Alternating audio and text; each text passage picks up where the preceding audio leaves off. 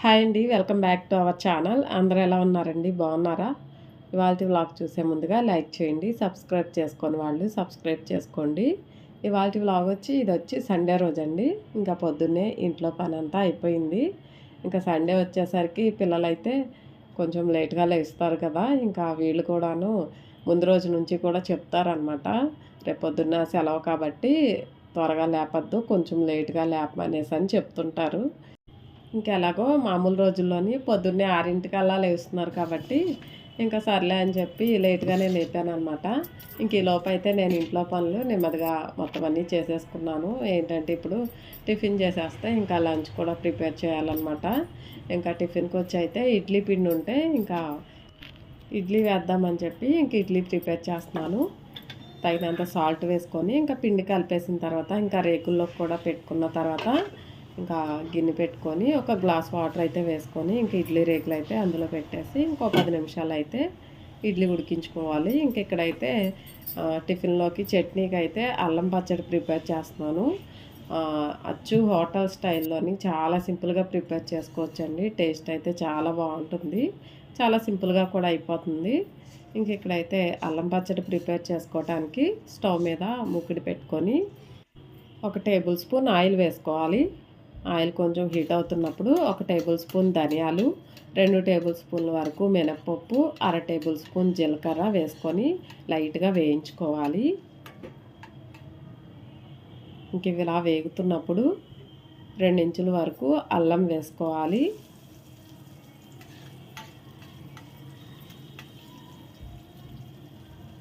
అలాగే 5, 6 ఎండుమిర్చి వేసుకోవాలి.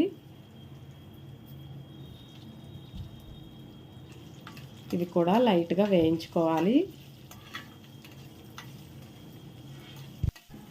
ఇలా లైట్గా వేయించుకున్న తర్వాత కొంచెం చింతపండు కూడా వేసుకొని ఇంకొక నిమిషం పాటు వేయించుకోవాలి.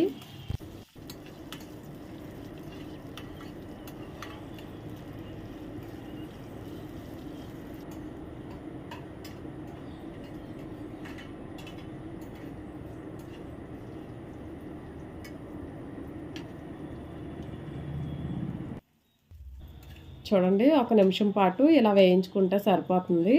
స్టవ్ ఆఫ్ చేసుకొని చల్లార్చుకోవాలి. ఇంక ఇలా కొంతసేపు చల్లార్చుకున్న తర్వాత మిక్సీ గిన్నెలోకి వేసుకోవాలి. ఇలా మిక్సీ గిన్నెలోకి వేసుకొని రుచికి తగినంత సాల్ట్ వేసుకొని కచ్చా పచ్చాగా మిక్సీ పట్టుకోవాలి.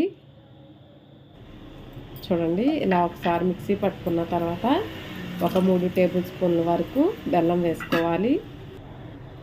ఇందులోని లైట్గా వాటర్ వేసుకొని మెత్తగా అయ్యేలాగా మిక్సీ పట్టుకోవాలి. ఇలా వాటర్ వేసుకొని మెత్తగా మిక్సీ పట్టుకోవాలి. చూడండి, ఇలా మెత్తగా అయ్యేలాగా మిక్సీ పట్టుకుంటే సరిపోతుంది. ఇదంతా కూడా ఒక బౌల్లోకి తీసుకోవాలి. ఈ అల్లం పచ్చడికి తాలింపు పెట్టుకున్నా పర్వాలేదు, పెట్టుకోకపోయినా పర్వాలేదు. నేను ఇక్కడైతే తాలింపు పెట్టి చూపిస్తున్నాను అనమాట.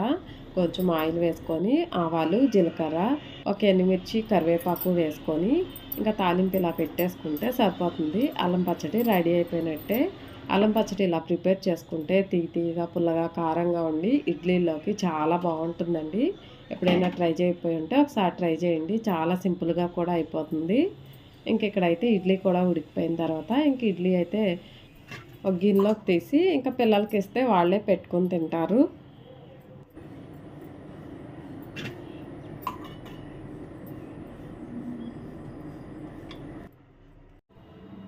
ఇంకా పిల్లలకైతే టిఫిన్ పెట్టేసి ఇచ్చేసాను.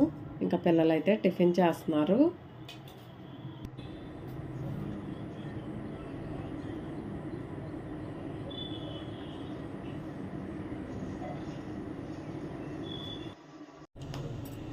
ఇంకా నేను కూడా టిఫిన్ చేసేసిన తర్వాత ఇంక ఇక్కడైతే లంచ్కి అయితే చికెన్ తెప్పించాను. ఇంకా చికెన్ కర్రీ ప్రిపేర్ చేసి బగారా రైస్ చేద్దామని చెప్పి ఏంటంటే ఇక్కడ మసాలా పడదామని చెప్పి ఇంకా అల్లం, వెల్లుల్లిపాయలు, లవంగాయలు, చెక్క, అనాస పువ్వు, యాలక్కాయలు, ధనియాలు ఇవన్నీ కూడా మిక్సీ పడుతున్నాను అనమాట. ఇందులోనే ఒక టేబుల్ స్పూను పుచ్చపప్పు కూడాను ముందుగానే నానబెట్టాను. ఇంకా ఆ పప్పు కూడా వేసుకొని కొంచెం లైట్‌గా వాటర్ వేసేసుకొని ఇంకా మెత్తగా మిక్సీ అయితే పట్టేసుకుంటున్నాను. ఇంకా ఏంటంటే మసాలాలు ఎప్పుడూ కూడా నేను సగం పొడి చేసేసుకొని, సగం అయితే విడిగా మసాలా దినుసులు అయితే ఉంచుకుంటాననమాట. ఎందుకైనా బిర్యానీలు అవి ప్రిపేర్ చేసినప్పుడు కొంచెం మసాలా దినుసులు వేసుకోవడానికి కొంచెం ఉంచుతాననమాట. ఇంకా మసాలా పొడి అయితే ఈసారి అయిపోయింది. మళ్ళీ మిక్సీ పట్టాలన్నమాట అన్నీ వేయించుకొని. ఇంకా అందుకే ఇవాళ అయితే అల్లం వెల్లుల్లిపాయతోటే ఇంకా మసాలాలు కూడా వేసి మిక్సీ అయితే పట్టేశాను. ఇంకా బగారా రైస్‌కైతే ఉల్లిపాయలు, మసాలాలు వేగిన తర్వాత ఇంకా అలాగే కొత్తిమీర కూడా వేగిన తర్వాత ఇంకా ఎసరైతే వేసేసాను. ఇంకా ఎసరు కూడా మరుగుతుంది. ఇంకో పక్కనైతే చికెన్ కర్రీకైతే ఇంకా గిన్నె పెట్టుకొని ఇంకా ఉల్లిపాయలైతే చాపర్‌లో వేసాననమాట. ఇలా చాపర్‌లో వేసుకొని కర్రీస్ ప్రిపేర్ చేసుకుంటాకి చాలా సింపుల్‌గా అయిపోతుందండి. మనకి ఏ సైజు కావాలనుకుంటే ఆ సైజు కూడా కట్ చేసుకోవడానికి కుదురుతుంది కాబట్టి ఇంకా చాపర్‌లో వేసేసి చిన్నగా ఉండేలాగైతే కట్ చేసేసి వేసేసాను.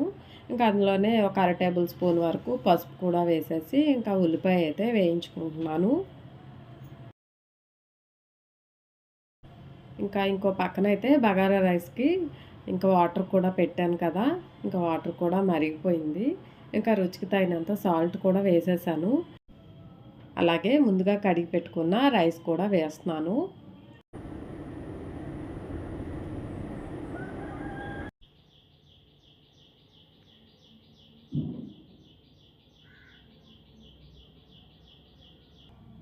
ఇంకా రైస్ కూడా వేసుకున్న తర్వాత అంతా ఒకసారి కలిపేసుకొని చక్కగా దగ్గర పడేంత వరకు ఉడికించుకోవాలి. ఇంక ఈ పక్కనైతే ఉల్లిపాయ కూడా ఇలా కొంతసేపు వేగిన తర్వాత మిక్సీ పట్టుకున్న అల్లం, వెల్లుల్లిపాయ ఇంకా మసాలా దినుసులు అలాగే పుచ్చపప్పు కూడా వేసుకున్నాం కదా! మొత్తం అంతా ఇలా పేస్ట్ చేసేసి వేసుకొని పచ్చివాసన పోయేంత వరకు వేయించుకోవాలి. నేను ఒక్కొక్కసారి జీడిపప్పు, కొబ్బరి అలా వేస్తుంటాననమాట. ఏంటంటే థిక్ గ్రేవీ వచ్చి కర్రీ బావుంటుందని చెప్పి, ఇంక ఈసారైతే పుచ్చపప్పు వేసి కర్రీ ప్రిపేర్ చేస్తున్నాను. ఇలా వేసుకొని కర్రీ ప్రిపేర్ చేసుకుంటే టేస్ట్ చాలా బావుంటుందండి.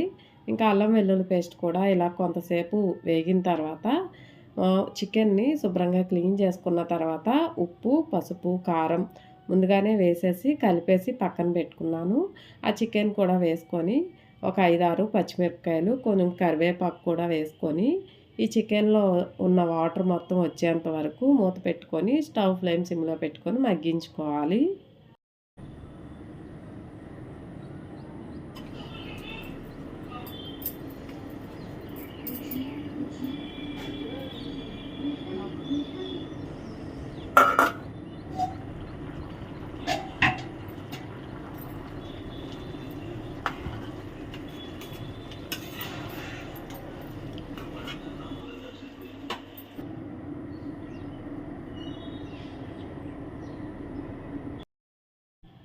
ఇంకా చికెన్‌లో ఉన్న వాటర్ మొత్తం వచ్చేంత వరకు ఇలా మగ్గించుకున్న తర్వాత చికెన్ ముందే ఉప్పు, కారం వేసుకున్నాం కాబట్టి ఇప్పుడు చూసుకొని రుచికి తగినంత ఉప్పు, కారం వేసుకోవాలి. ఇంకా రుచికి తగినంత సాల్ట్ అయితే వేశాను. ఇంకొక 3 టేబుల్ స్పూన్ల వరకు కారం కూడా వేసుకొని ఇంక ఇందులోనైతే మసాలా దినుసులు అన్నీ వేసుకున్నాం కాబట్టి ఇంకా ఏమీ వేసుకోనవసరం లేదు.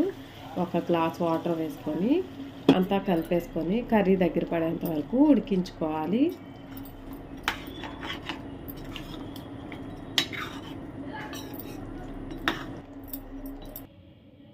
చికెన్ కర్రీ చక్కగా ఇలా దగ్గర పడుతున్నప్పుడు ఒకసారి మళ్ళీ కలుపుకొని చిన్నగా కట్ చేసుకున్న కొత్తిమీర వేసుకొని ఇంకొక నిమిషం పాటు మూత పెట్టేసుకొని స్టవ్ ఫ్లేమ్ సిమ్లో పెట్టి మగ్గించుకుంటే కర్రీ అయితే రెడీ అయిపోయినట్టే.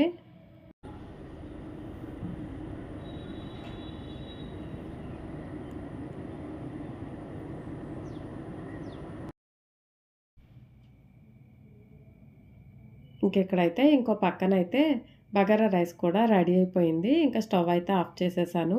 ఇంకా మా లంచ్ అయితే రెడీ అయిపోయినట్టే.